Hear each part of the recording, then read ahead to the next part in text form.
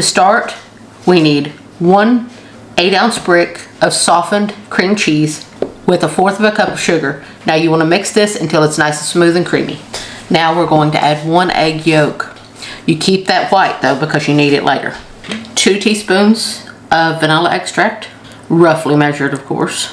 And to echo the peach flavor, we are going to do 1/2 teaspoon of almond extract. You want to be very careful with that. Make sure you measure it because it's very strong. But anytime you add almond extract to anything with peaches, it will bring up the peach flavor. It will actually do that with any stone fruit. Now you want to mix this thoroughly until it's nice and creamy. Now this is your cream cheese filling.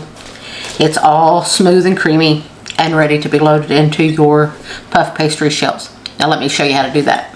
Now you want to take 2 sheets of puff pastry that you've got out of the freezer section. Now you want it thawed according to package directions, and you want to roll it out to about 1 inch larger all the way around. Then you want to cut it into 4 squares. Now I know these are not even.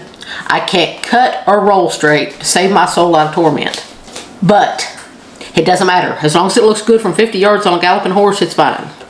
Now I've got them laid out on cookie sheets. This makes 8. So I've got them laid out on 2 half-sheet pans that I've covered with parchment paper. Now we have our egg white here that we saved from the egg yolk that we put in the filling. Beat it until it starts to get frothy. Now see, it's nice and foamy. Now you want to brush each piece of your puff pastry. Now once you've brushed them all with your egg wash, you want to fold in your corners. This makes it all pretty. This is for no other purpose than to make it pretty. You want to bring them in about that far. That egg wash will work as a glue to help glue these down. Now don't throw away the rest of that egg white because you need it now to brush the corners that you just folded in. It will also give these corners a nice shine. Brushing the top of puff pastry with either a whole egg or egg yolk or egg white will always give it a nice shine. But also it's important for the next step.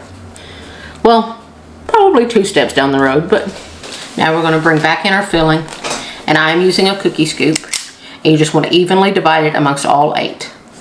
Just drop it right in the center of where all the points come together. You want to make sure that you try your best to evenly divide it because you don't want to have to borrow from Peter to pay Paul. Now we have 2 medium peaches that I have thin sliced.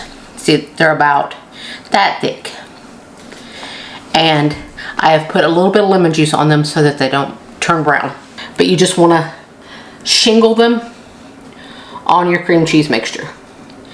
It should take about 3 or 4 slices depending on how big your peaches were. Just make it all pretty. Now we are going to use just some crystal sugar. This is just decorating sugar. And I'm going to sprinkle around the edges of my danishes. Now if some go on the peaches, that's fine. It's not going to hurt anything. This is just to add a crunch to the finished product and to make it nice and pretty, because it's going to make it shine a lot. Basically make it look like bakery danishes look, because this is what they use. Now we are going to pop this into a 375-degree preheated oven, and you are going to bake them until they are nice and puffed and golden brown. Keep an eye on the bottoms, make sure that they don't burn. Now these baked for between 25 and 30 minutes. Actually mine baked exactly 30 minutes. About halfway through the process, you want to rotate the pans and put the top on the bottom and the bottom on the top. Look at these beautiful danishes. I have been known to enjoy a cream cheese Danish, just to be honest with you. So I'm very excited about this. So good. Perfect. Absolutely perfect. Nice and light, not too sweet, got good flavor. Everything is outstanding about them. Angela K has done an amazing job once again. Like, I'm shocked, right? She always does do an amazing job.